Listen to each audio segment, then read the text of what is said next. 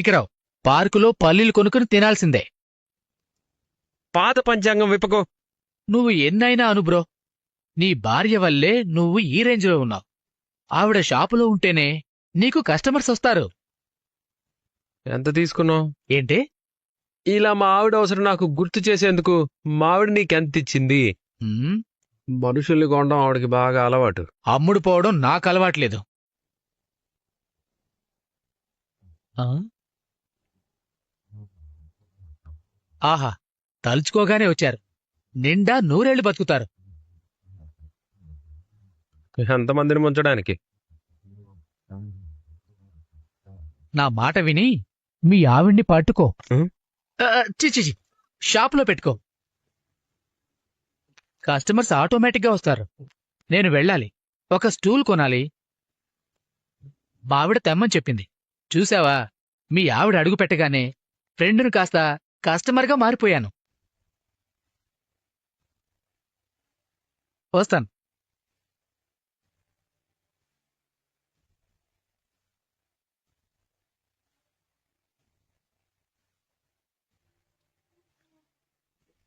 Manoj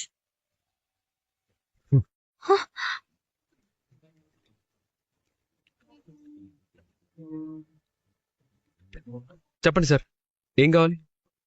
note చేసుకోండి, చెప్తాను. చాలా కావాలి.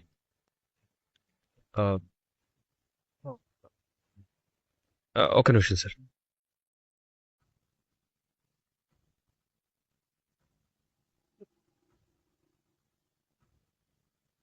చెప్పండి సార్. రాసుకోండి.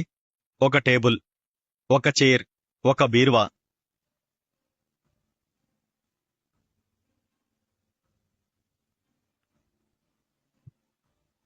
వీటిని ఎక్స్పోర్ట్ చేస్తారా? చాలా ఆనందంగా చేస్తాం సార్. మా ముఖేష్ సార్ తలుచుకుంటే చాలా ఈజీ. అయితే బిల్ చేయండి. ఈ ఐటమ్స్ మొత్తం పంపించాలి. అలాగే సార్. ఎక్కడికి సార్? మలేషియాకి.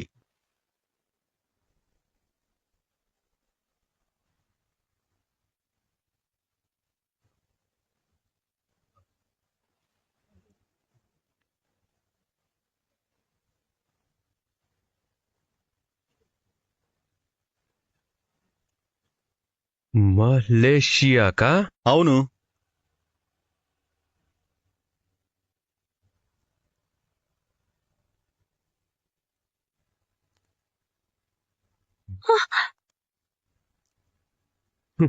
మలేషియాకి తప్ప ఈ ప్రపంచంలో ఏ మారుమూల కంట్రీకి పంపించమన్నా పంపిస్తాను. అట్లాస్లో కనపడని కంట్రీకైనా పంపిస్తాను. వెళ్ళండి. అదేంటి? ఎందుకు? ఇంత లాభం వస్తుంటే ఎందుకు పంపించరు? ఆ మలేషియా అనే పేరే నన్ను దరిద్రంలా పట్టుకుంది. వెళ్ళండి సార్. మీకు తిక్కుందా? కాదు, ఒక ఫ్రాడ్ వైఫ్ ఉంది. వెళ్ళండి సార్. భలే వాడివయ్యా బాబు.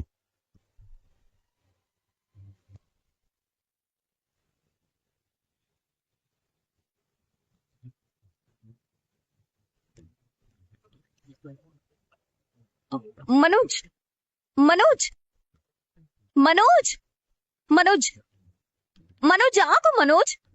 నేను చాలా బిజీగా ఉన్నాను. కనబడుతూనే ఉంది. అంటే ఈగలు తోలుకుంటున్నానా? నాతో మాట్లాడేంత ఖాళీ అయితే ఉందిగా. నాలాంటి బిజినెస్ మ్యాన్లు ఎవరితో పడితే వాళ్ళతో మాట్లాడరు. నేను నీ భార్యని. మా అమ్మని నా మ్యారేజ్ అయినట్టు సర్టిఫికేట్ తీసుకొనిరా.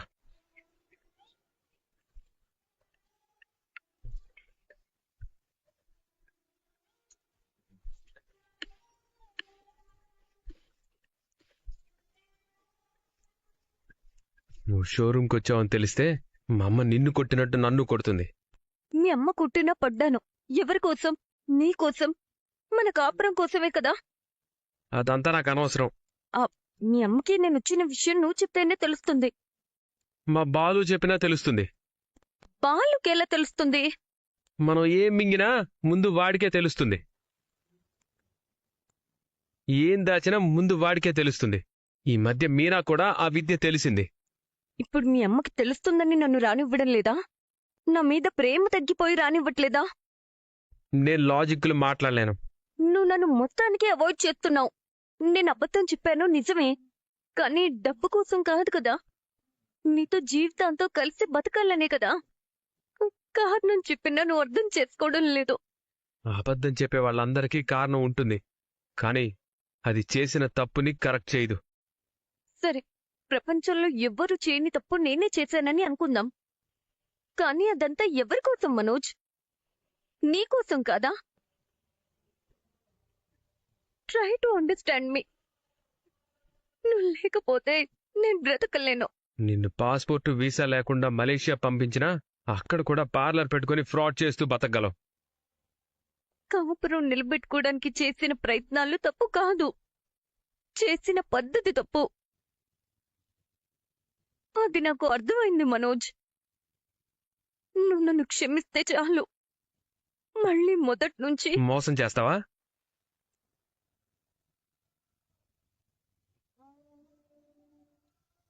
ప్రేమిస్తాను. అప్పుడు మీ నాన్న బ్రతికొస్తాడా? కోటీశ్వరుడైపోతాడా? లేకపోతే మీ మేకమ మాడికి మటన్ కొట్టి అమ్మేసి మలేషియాలో సెటిల్ అవుతాడా? అత్తయ్యలా మాట్లాడుకో. నేను ఆవిడ కొడుకునే కదా. చూడు, నాకు డబ్బు అవసరమే. అందులోనూ కోట్లొస్తే నేనే కాదు, ఏ అల్లుడు కాదనుకోడు. మీ నాన్న డబ్బొస్తే బాగుండు అనుకున్నానే తప్ప ఆ డబ్బు కోసం మా అమ్మలాగా నిన్ను నేనేనాడు ఫోర్స్ చేయలేదు.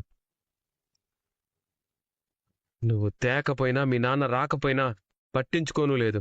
ఎందుకంటే నిన్ను అంత ప్రేమించాను. అందుకే నేను గుడ్డిగా నమ్మాను. నువ్వేం చెప్పినా విన్నాను. ఇప్పుడు మా అమ్మ చెప్పినట్టే వింటాను. నీకు మీ అమ్మ ముఖ్యమా, నేను ముఖ్యమా? జీవితంతో నీకు తోడుండాల్సింది నేనే. ఇలా నన్ను అవాయిడ్ చేస్తే మన కాపురం, మన భవిష్యత్తు ఏమైపోతుంది? అబద్ధాలు చెప్పి మోసం చేసే ముందే అవన్నీ బయటపడితే ఇవన్నీ ఏమైపోతాయోనని ఆలోచించాల్సింది. ఇప్పుడు కాదు. వెళ్ళెళ్ళు. ఇప్పుడు వెళ్తాను, కాని మనసు నిండా బాధ నింపుకొని వెళ్తాను. నీకోసమే నీ వెనకాల తిరుగుతున్నాను. ఇలాగే వెళ్ళగొడితే ఏదో ఒక రోజు నేనుండను. కానీ నువ్వు చెప్పిన అబద్ధాలు మా అమ్మ డాన్స్ స్కూల్లో స్టూడెంట్స్లా నా కళ్ళ ముందు భరతనాట్యం చేస్తున్నాయి. చేసిన ఫ్రాడ్ మా బాలుగాడి నోరులాగా, వాడి కారు హార్న్ లాగా నా చెవుల్లో లొడ అరుస్తూనే ఉన్నాయి. మీనా పూలదండలో పూలు గుచ్చినట్టు నువ్వు అబద్ధాల మీద అబద్ధాలు ఒక్కొక్కటి గుచ్చి నా మెడలో దండేసి నన్ను పెళ్లి చేసుకున్నావు. పార్లర్లో వేసినట్టు నీ మోసానికి అందమైన మేకప్ వేశావు. ఇన్ని తప్పులు మా రవిగాడ్లాగా వండి పెట్టావో గుర్తుందా? శృతిలాగా మీ మేకమావతో ఎన్ని అబద్ధాలు డబ్బింగ్ చెప్పించావో మర్చిపోయావా? వద్దు, ఇక నేను నమ్మలేను. నన్ను నేను నీకు అమ్మలేను. మా అమ్మే కరెక్టు. వెళ్ళు.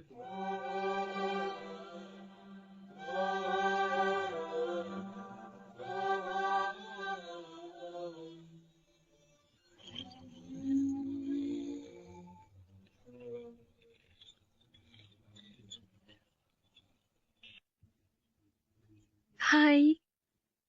బాబాయ్, ఈ పూటకి నా డ్యూటీ టైం అయిపోయింది, నేను వెళ్ళొస్తాను. ఈ డ్యూటీ అయిపోయింది, ఆ డ్యూటీ మొదలు పెట్టాలా? ఎంతవరకు వచ్చింది మ్యాటరు? ఇష్టమే అంటుంది. ఇంట్లో వాళ్ళు ఏమంటారో అని భయపడుతోంది. ఏం అర్థం కావట్లేదు బాబాయ్. కష్టపడి ఈ పోస్ట్ కొట్టావు కదా, ఇంకాస్త కష్టపడు, భర్త పోస్ట్ కూడా వచ్చేస్తుంది. అంతా దేవుడిదే బాబాయ్. ఉమ్,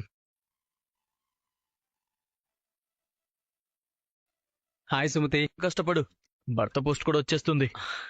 అంతా దేవుడిదే బాబాయ్. ఉమ్, హాయ్ సుమతి. హాయ్. నిన్ను పిక్ చేసుకోవడానికే వద్దాం అనుకున్నాను. ఇక నుంచి మీరు అలా రాకండి. నేను మీతో బైక్ మీద రావడం మా అక్క చూసింది. ఏమైనా అన్నారా? మన విషయం చెప్పేశాను. నిజంగానా? చాలా స్పీడ్గా ఉన్నావే. ఏమన్నారు? మంచోడేనా అని అడిగింది. నాకేం చెప్పాలో అర్థం కాలేదు. ఆ, నేను మంచోనేగా, చాలా మంచోడని చెప్పొచ్చుగా. ఏదో చెప్పాలండి, బాధపడకండి. త్వరగా మీ అక్కతో చెప్పి మన పెళ్లి పనులు మొదలు పెట్టచ్చు కదా. ఇంట్లో ఇంకా మా అమ్మ, తమ్ముడు, బావ ఉన్నారు. వాళ్ళతో చెప్పాలి. వాళ్ళకంటే ముందు మిమ్మల్ని మా అక్కకి పరిచయం చేయాలి. ఫోన్ చేయి, మాట్లాడతాను. ఇలా కాదు, గుడి దగ్గర మా అమ్మ లేని టైం చూసి మీకు ఫోన్ చేస్తాను. అప్పుడు రండి, నేరుగా పరిచయం చేస్తాను. మీ బిజినెస్ గుళ్ళోనే, మన ప్రేమ గుళ్ళోనే, రేపు పెళ్లి కూడా గుళ్ళోనే అనమాట. అవును, మాకు స్టార్ హోటల్లో మాట్లాడే అంత స్తోమత లేదు. I can understand. నువ్వు ఎలా అంటే అలా. మళ్ళీ నాకు ఫైన్ రాయరు కదా. ఎందుకు? నేను హెల్మెట్ లేకుండా వచ్చాను, రోడ్ ట్యాక్స్ కట్టలేదు, రాంగ్ రూట్లో వచ్చాను. నిజమే, ఇన్ని రూల్స్ బ్రేక్ చేస్తే ఖచ్చితంగా ఫైన్ కట్టాల్సిందే. అబచ్చా. దీనికి ఫైన్ ఏంటో తెలుసా? నాతో లంచ్కి రావడం.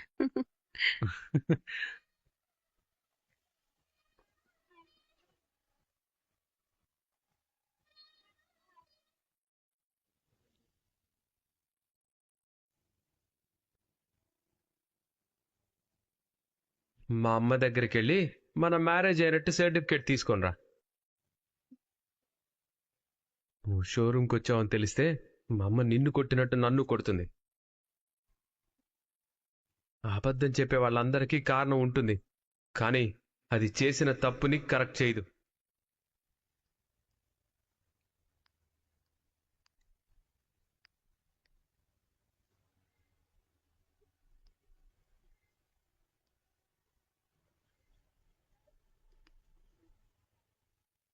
చున్ని చిరగలేదా? మనోజ్ నా మాట అస్సలు వినిపించుకోవడం లేదే. చెవులో హెడ్ ఫోన్స్ పెట్టుకున్నాడేమో. గుండెల్లో వాళ్ళమ్మని పెట్టుకున్నాడు. కన్న తల్లి కదా, ఆ మాత్రం ప్రేమ ఉండడం కామనే. కట్టుకున్న పెళ్ళం ఏమైపోవాలి మరి?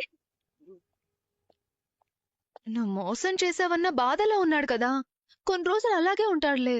నువ్వు కూడా మోసం మోసం మనకే. హ్. నా జీవితాన్ని నాకు నచ్చినట్టు బతకడానికి చిన్న చిన్న అబద్ధాలాడాను, అంతే. నిన్ను కన్న అమ్మనే చంపేశావు, అది చిన్న అబద్ధమా? నువ్వు కన్న కొడుకుని దాచేశావు, అది చిన్న అబద్ధమా? అది తప్పే. వాళ్ళు చెప్పేటప్పుడు నేనెంత కుమ్మిలిపోయానో నీకేం తెలుసు? ఆయన ఎందుకు చెప్పాను? మనోజ్ ప్రేమ కోసమే కదా. కాని తన దగ్గరున్న డబ్బు కోసం అనుకుంటున్నాడు కదా. ఈడ్చితంతే తన అకౌంట్లో ₹1,00,000 కూడా లేవు. తన డబ్బు కోసం నేను తన్ని పెళ్లి చేసుకున్నానా? హ, ఆయన అరిగిపోయిన క్యాసెట్ లాగా ఇదంతా నేను చేసింది నాకంటూ ఒక నిండు కుండ లాంటి కుటుంబం కావాలని నీకు కూడా ఎన్నిసార్లు చెప్పానే? నాకు చెప్తే యూజ్ లేదు, మనోజ్కి అర్థమయ్యేలా చెప్పు. ఆ మెంట్లోడికి అద్దె చెప్పాలనే వెళ్ళాను, కానీ నన్నేదో పురుగుని చూసినట్టు చూస్తున్నాడు. వాళ్ళమ్మైనా నేను మాట్లాడడానికి కొంచెం టైం ఇచ్చిందేమో, కానీ మనోజ్ మాత్రం అసలు దగ్గర కూడా రానివ్వట్లేదే. ఏమన్నాడేంటి? నేను ఏమన్నా అమ్మకి తెలిస్తే బాగోదు, అమ్మకి నేను అబద్ధం చెప్పలేను, అమ్మ తిడుతుంది, అమ్మ మాటే శాసనమని అమ్మ పాటే పాడుతున్నాడే. మనోజ్ అమ్మ కూర్చొని తెలుసు కదే, ఇదేదో కొత్త విషయం అయినట్టు చెప్తున్నావు. అవును, తెలిసిన విషయమే. ఇంట్లో అమ్మ ఉంటుందని భయంతో నాతో మాట్లాడడం లేదు అని షాప్కెళ్తే అక్కడ కూడా అమ్మ అమ్మ అమ్మ అంటున్నాడు. బాలు అంటుంటే ఒప్పుకునేదాన్ని కాదు, కానీ నాకు కూడా మనోజ్ దద్దమ్మలాగే కనిపిస్తున్నాడు. కాబట్టే నువ్వు చెప్పినవన్నీ నమ్మాడు. ఏంటి? ఏమన్నావు? ఏమన్నావు? ఏం లేదే. ఏదో అన్నావు, నేను విన్నాను. ఏం అనలేదులే, కాని ముందు నీ స్టెప్ ఏంటో చెప్పు. నేను ఇలాగే ఉంటే మనోజ్ అమ్మ చెప్పిన పాఠాలే వింటూ నాకు శాశ్వతంగా దూరం అయిపోతాడు.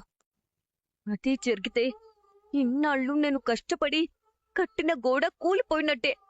అయితే ఆ గోడని మరింత దృఢంగా కడతావా? ఎస్, నేనిచ్చిన ఐడియాతోనే మనోజ్ అంత పెద్ద షాప్ పెట్టాడు. ఇప్పుడు వాళ్ళమ్మ మాట విని నన్ను దూరం పెట్టాడు. మళ్ళీ వాళ్లే నన్ను తిరిగి ఆ షాప్కి రమ్మనేలా చేస్తాను. ఏం చేస్తావు? ముళ్ళుని ముళ్ళుతోనే తీయాలి, వజ్రాన్ని వజ్రంతోనే కొయ్యాలి. తల్లి కొడుకులకి డబ్బంటే ఎనలేని ప్రీతి కదా, వాళ్ళిద్దరినీ ఆ డబ్బుతోనే కొడతాను. అర్థం కాలేదు. బిజినెస్ ని వాడుకొని ముందు మనోజ్కి దగ్గరవుతాను, ఆ తర్వాత ఆటోమేటిక్గా అత్తయ్య నన్ను దగ్గరికి తీసుకునేలా చేస్తాను. అంటే ఆ బిజినెస్ డెవలప్మెంట్ కి డబ్బిస్తావా? డబ్బుతో ఆడుకునే వాళ్ల దగ్గర డబ్బు ఉండాల్సిన అవసరం లేదు, తెలివితేటలుంటే చాలు.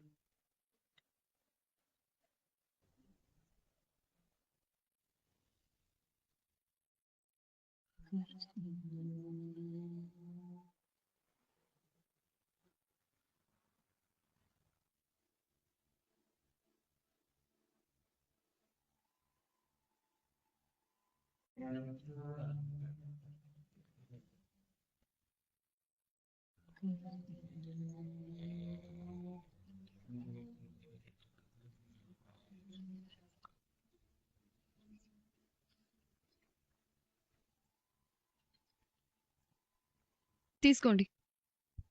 తర్వాత అవుతానులే. యాండి, ఈ రోజు నా చిన్ననాటి స్నేహితురాలు ఒక అమ్మాయి కలిసిందండి. అమ్మాయి అంటున్నావు, ఇంకా పెళ్లి కాలేదా? ఎప్పుడో అయింది. 2 పిల్లలు కూడా ఉన్నారు. మనకి ఎప్పుడో పెళ్ళయింది, కానీ ఒకరు లేరు.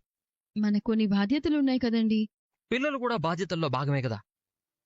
మనం ముందు అప్పులు లేకుండా చూసుకోవాలి.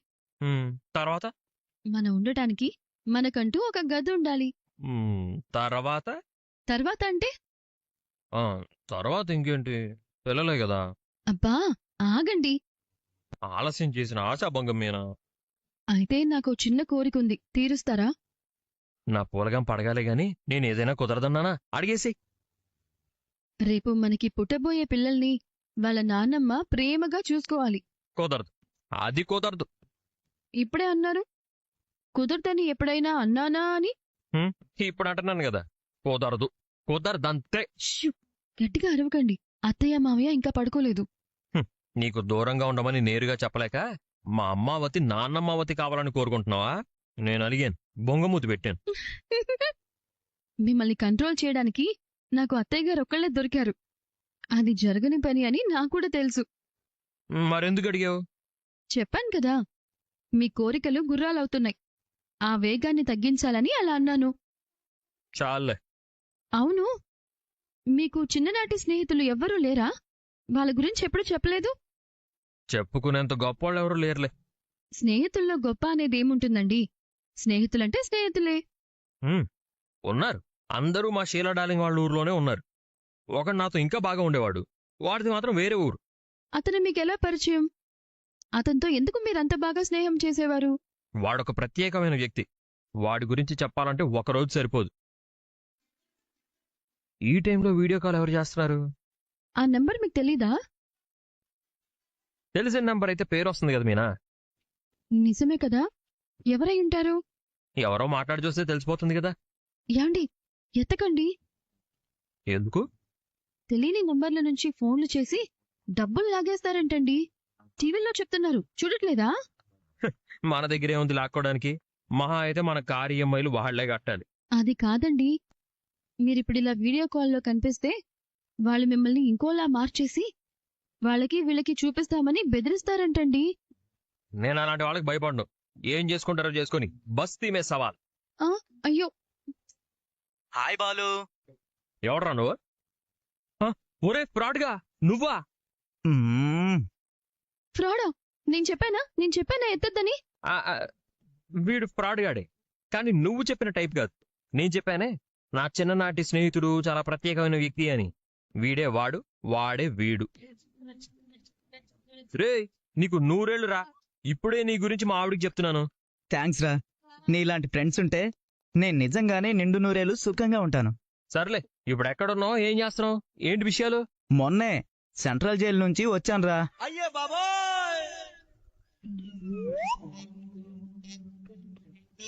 ఇప్పుడు ఇక్కడే మన రాజమండ్రిలోనే ఉన్నాను.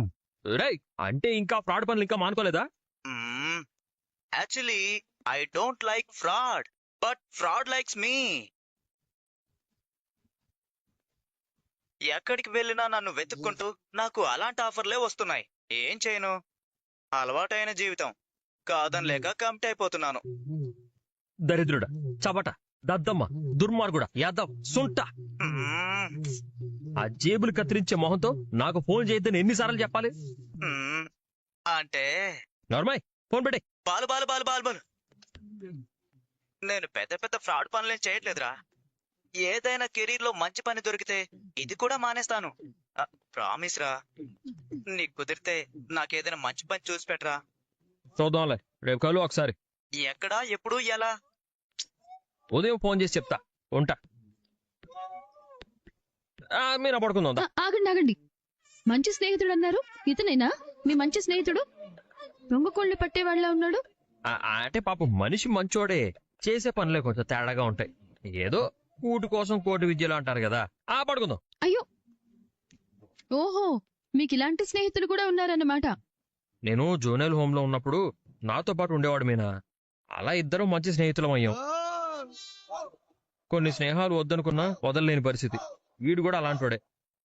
మంచిగా బతుకుతా అంటున్నాడు కదా, ఏదైనా పని చూపిస్తా, వాడు బాగుపడతాడు కదా. చూడండి చూడండి,